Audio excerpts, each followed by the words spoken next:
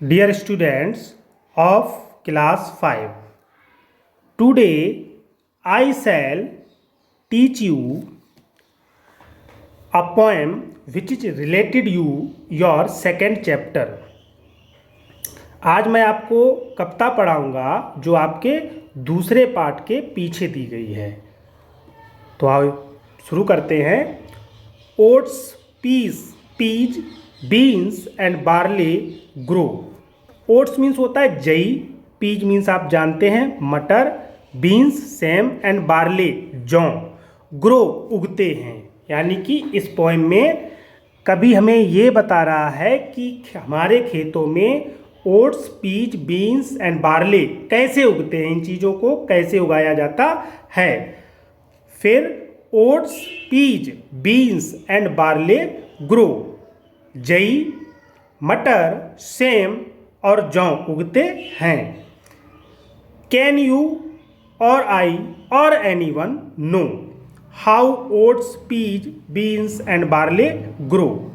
अब कभी कह रहा है क्या आप अथवा मैं अथवा कोई और नो जानता है how oats, peas, beans and barley grow, किस प्रकार से जई, मटर, सेम और जौ को उगाया जाता है। तो इन पंक्तियों में कभी हमसे ये कह रहा है कि क्या आप या मैं या कोई और जानता है कि किस प्रकार से जई, मटर, सेम और जौ उगते हैं। First the farmer shows his seed. तो कभी इस पंक्ति में हमें समझा रहा है कि first the farmer shows his seed, सबसे पहले किसान बीज बोता है। तो कब सबसे पहले हमारे किसान भाई क्या करते हैं? सबसे पहले हमारे किसान भाई अपने खेतों में इनके बीज बोते हैं। और किस चीज़ के बीज बोते हैं? जई है, मटर है, सेम है और जौ। Stand erect and takes his ease, और आराम से खड़ा होता है और आराम से खड़ा हो जाता है। He stamps his foot and claps his hands. अब कभी कह रहा है कि ही स्टैम्प्स हिज फुट, वह अपने पैरों को मोड़ लेता है, एंड क्लैप्स हिज हैंड्स, और अपने हाथों को पकड़ लेता है। तो कभी का कहने का मतलब है कि हमारे जो किसान भाई है वह अपने पैरों को मोड़कर अपने हाथों को पकड़कर, यानी कि जब हम बैठते हैं तो हमारे हाथ एक दूसरे हाथ में आ जाते हैं, आराम से बैठ जाता है। And turns around two view his lands, और कभी कह रहा है and turns around two view his lands, और अपने भूमि को चारों तरफ घूम घूम कर देखता है। तो कभी क्या कहता है कि जो हमारे किसान भाई होते हैं वो पहले अपने बीज खेतों में बो देते हैं, फिर अपने खेतों को, लैंड्स मीन्स आप भूमि और खेत दोनों कह सकते हैं, तो अपनी भूमि को चारों तरफ जाके चारों तरफ घूम घूम के देखता है। Next the farmer waters the seed. Next आगे द फार्मर किसान वाटर्स द सीड, बीजों में पानी देता है। और आपको हम ये भी बता दें, वाटर एक नाउन भी है, यही स्पेलिंग रहती है WATER, तो वो होता है पानी, जल। और यहाँ पर waters as a verb use किया गया है, तो इसका हिंदी अर्थ होगा पानी देना या पानी लगाना। तो जब हमारे किसान भाई खेतों में बीज बो देते हैं तो उसके बाद क्या करते हैं, उनमें जो है पानी लगाते हैं। Stand erect and takes his ease, और फिर सीधा तन के आराम से खड़ा हो जाता है। He stamps his foot and claps his hands. He stamps his foot, वह अपने पैरों को मोड़ लेता है, एंड क्लैप्स हिज हैंड्स, और अपने हाथों को पकड़ लेता है। And turns around two view his lands, और अपने खेतों के चारों ओर जाकर अपने खेतों को चारों ओर घूम घूम कर देखता है। आपने देखा होगा हमारे किसान भाई जब खेतों की रखवाली करते हैं तो खेत के चारों तरफ जाके देखते हैं कि कहीं कोई जानवर खेत में न हो। Next, the farmer hoes the beets. Hoes means होता है कुदाली करना, जिसे हम कह सकते हैं नराई या गुड़ाई करना। तो किसान कहता है कि यहाँ पे कवि कह रहा है कि जब हमारे किसान भाई खेतों में बीज बो देते हैं, फिर उनमें पानी लगा देते हैं, तो उसके बाद फिर उनका कौन सा काम होता है? नेक्स्ट द फार्मर, फिर किसान होज द बीट्स, जो उनके बीज होते हैं, जो उनकी फसल होती है, उसकी वो नराई गुड़ाई करते हैं। और stand erect and takes his ease, और आसानी से सीधा खड़ा हो जाता है, सीधा खड़ा रहता है। He stamps his foot and claps his hands, वह अपने पैरों को मोड़ लेता है, एंड क्लैप्स हिज हैंड्स, और अपने हाथों को पकड़ लेता है। And turns around two view his lands, और अपने खेतों के चारों तरफ घूम घूम कर देखता है। Last the farmer harvest his seed, अंत में किसान अपनी फसल को काट लेता है। जब फसल तैयार हो जाती है तो हम सब जानते हैं क्या किया जाता है, उसे हार्वेस्टिंग किया जाता है, यानी कि उसको काट लिया जाता है खेत से। तो अंत में किसान अपनी फसल को खेत से काट लेता है। Stand erect and takes his ease, stand erect and takes his ease, और आराम से खड़ा हो जाता है। He stamps his foot and claps his hands, he stamps his foot, वह अपने पैरों को मोड़ लेता है, एंड क्लैप्स हिज हैंड्स, और अपने हाथों को पकड़ लेता है। And turns around two view his lands, और अपने खेतों को घूम घूम कर देखता है। तो ये थी आपकी पोएम। अब इसका वर्क, पहला क्वेश्चन है आपका, write the rhyming words to the following, यानी कि दिए जा रहे शब्दों के रैमिंग वर्ड्स लिखो। रैमिंग वर्ड्स का मतलब होता है तुक वाले शब्द, और तुक नहीं अगर आप समझते हो तो आप कह सकते हो ऐसे शब्द जो पढ़ने में एक उच्चारण का लगता हो। जैसे नो, ग्रो, तो नो का रैमिंग क्या लिखा गया है? ग्रो। तो नो और ग्रो लास्ट में दोनों का जो प्रोनाउंसिएशन है एक जैसा लग रहा है, उसी प्रकार से है सीड और बीड। अगला क्वेश्चन है आपका, आंसर द फॉलोइंग क्वेश्चंस। यहाँ पर आपकी कविता से संबंधित दो प्रश्नों को पूछा गया है। पहला है, what does the farmer do at first, सबसे पहले किसान क्या करता है? तो at first the farmer shows his seed, सबसे पहले किसान बीजों को बोता है, यानी कि सबसे पहले किसान भाई क्या करते हैं, हमारे अपने खेतों में बीजों को बोते हैं। और दूसरा, what does the farmer do at last, अंत में किसान क्या करता है? At last the farmer harvest his seed, अंत में किसान अपनी फसल को काट लेता है। तो ये थे दोनों आंसर आपके। नेक्स्ट क्वेश्चन है आपका, add suitable question tags to the following statements as shown. Add जोड़िए सुटेबल क्वेश्चन टैग्स, एक उपयुक्त प्रश्नवाचक टैग यानी कि चिन्ह, टू द फॉलोइंग स्टेटमेंट्स, दिए जा रहे कथनों में। एज शोन, जैसा दिखाया गया। इन सेंटेंस में आप क्या करोगे?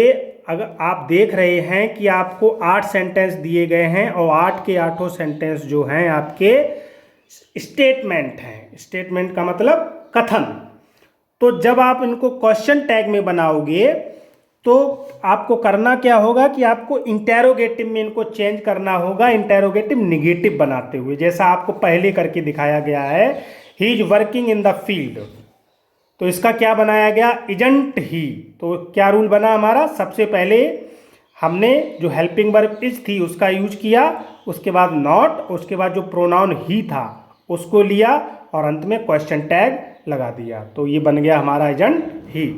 इसी प्रकार से आपको दूसरा करना है, a doctor works in A clinic, एक डॉक्टर क्लिनिक में काम करता है। तो जब इसका हम बनाएंगे तो डजंट ही। तो इसी प्रकार से आप देख रहे हैं कि सारे सेंटेंस इसी प्रकार से किए गए हैं। तो आपको एक रूल ध्यान रखना है कि सबसे पहले जो भी हेल्पिंग वर्ब है, हेल्पिंग वर्ब हो सकती है या लिंकिंग वर्ब हो सकती है, उसको आप सबसे पहले लगाएंगे। जैसे तीसरे सेंटेंस में हमने बिल को लिया है, उसके बाद नॉट, उसके बाद उसमें जो प्रोनाउन था ही, उसके बाद स्पीक, फिर क्वेश्चन टैग।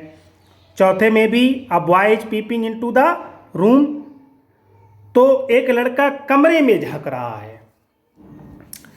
तो सबसे पहले हमने क्या किया, सबसे पहले हमने उसके हेल्पिंग वर्ब ली इज, उसके बाद नॉट लिया, फिर उसके बाद अ बॉय। उसके बाद नंबर 5 है I can lift this box easily. तो कैसे करना है, सबसे पहले हमें अपनी हेल्पिंग वर्ब लेनी है कैन, उसके बाद क्या लेना है नॉट, उसके बाद अपना सब्जेक्ट प्रोनाउन आई, उसके बाद क्वेश्चन टैग। नंबर 6 है आपका सी शुड नॉट टेल अ लाई। तो इसको करने के लिए सबसे पहले में क्या लेना है शुड, शुड क्या है हमारी हेल्पिंग वर्ब, उसके बाद नॉट, उसके बाद हमारा प्रोनाउन सी। नंबर 7 है he can not see clearly. तो इसको करने के लिए सबसे पहले हमने क्या लेना, हमें कैन, उसके बाद क्या लेना है नॉट, उसके बाद प्रोनाउन ही, और उसके बाद क्वेश्चन टैग। नंबर 8 है आपका they were going to meet a council. तो सबसे पहले क्या लेना है हमें इसमें, सबसे पहले हमने हेल्पिंग वर्ब ली वर, उसके बाद नॉट, और उसके बाद क्या लिया, यहाँ पे हमारा प्रोनाउन क्या है दे, उसके बाद क्वेश्चन टैग। तो ये भी हमारा बन गया वरंट दे। आपको एक चीज़ ध्यान रखनी है, जब इस प्रकार के क्वेश्चन टैग वाले सेंटेंस किए जाते हैं तो उनको पूरा पूरा नहीं लिखा जाता है। आपको केवल हेल्पिंग वर्ब लेनी है, नॉट लेनी है, और जो भी सब्जेक्ट है चाहे वो आपका नाउन हो या प्रोनाउन हो आप उसको लिख देंगे, आपके स्टेटमेंट से क्वेश्चन टैग वाले सेंटेंस बन जाएंगे। अब प्ले टाइम में आपको दिया जा रहा है write the next letters in series. Write लिखिए the next letters, next means अगले, लेटर्स मीन्स अक्षर, इन सीरीज श्रृंखला में। जैसे पहला आपका है ए सी ई जी और आई। इस पर अगर आप गौर से करेंगे, इस पर गौर करेंगे तो आप देखेंगे ए के बाद बी नहीं दिया गया, तो एक एक लेटर छोड़ा गया है। तो ए के बाद क्या आता है बी, बी के बाद क्या आता है सी, सी के बाद क्या आता है डी, डी के बाद क्या आता है ई, ई के बाद एफ, एफ के बाद जी, जी के बाद एच, एच के बाद आई। लेकिन यहाँ पे आप देखेंगे कि ए के बाद बी नहीं है, सी के बाद डी नहीं है, ई के बाद एफ नहीं है, जी के बाद एच नहीं है, आई के बाद अब हमें लिखना है इसको। तो इसमें हमें करना क्या है कि जो सीरियल से आपके लेटर आते हैं इंग्लिश अल्फ़ाबेट में, एक लेटर आपको मिस करके दूसरा लिखना है। जैसे आई के बाद क्या आता है जे, तो जे को छोड़ देना है, क्या लिखना है के के बाद क्या आता है एल, एल को छोड़ देना है, क्या लिखना है एम। तो एक लेटर को हमने छोड़ के दूसरा लेटर लिख दिया, तो ये हमारा पूरा हुआ। दूसरा है आपका A B, A D, A F, A H. तो इन चारों में आप देख रहे हैं कि ए कॉमन है, तो सबसे पहले हमने ए को ले लिया। अब आप यहाँ पे आइए, सबसे लास्ट में क्या लिखा है एच, एच के बाद क्या आता है आई, और आई के बाद क्या आता है जे। तो इनमें भी आप देखेंगे एक एक लेटर पहले से मिस है, तो यानी कि आपको एक लेटर छोड़ के दूसरा आगे वाला लेटर लिखना है। तो एच के बाद क्या आता है आई आता है, तो आई को छोड़ देंगे, क्या लिखेंगे जे, जे के बाद क्या आता है के, तो के को छोड़ देंगे, क्या लिखना है एल। इसी प्रकार से double B, double E, double H और डबल के। तो इसमें आप देखेंगे हर लेटर को डबल डबल किया गया है। तो इसमें दो दो लेटर्स को छोड़ा गया है, जैसे बी, बी के बाद क्या आता है सी और डी, तो उसके बाद दिया क्या गया था ई, ई के बाद क्या आता है एफ। ठीक, तो ऐसे ही करके आप देखेंगे इनमें सब लेटर डबल हैं, यानी कि अब हम जो लेटर लिखेंगे वो दो लेटर छोड़ के लिखेंगे, और जिस लेटर को लिखना है हमें उसको डबल कर देंगे। जैसे के एल एम, एल और एम को छोड़ दिया, क्या आया एन, तो एन को हमने डबल कर लिया। फिर क्या आएगा ओ और पी, तो ओ और पी को छोड़ दिया। फिर क्या आएगा क्यू, तो क्यू को हमने डबल कर लिया। तो आपने सीखा कि किस प्रकार से हमें लेटर्स को सीरीज में लिखना है। तो इतने करके हमने आपको बता दिए, आपको समझा दिए। शेष जो बचे हुए हैं वो आपको खुद ही करने हैं, और आपको ध्यान रखना है कि जो भी आपकी पोएम का वर्क है वो जो आप ब्लैंक दिए गए हैं आपके बुक पे, उसी पे उनको फिल करना है और शुद्धता का विशेष ध्यान रखना है।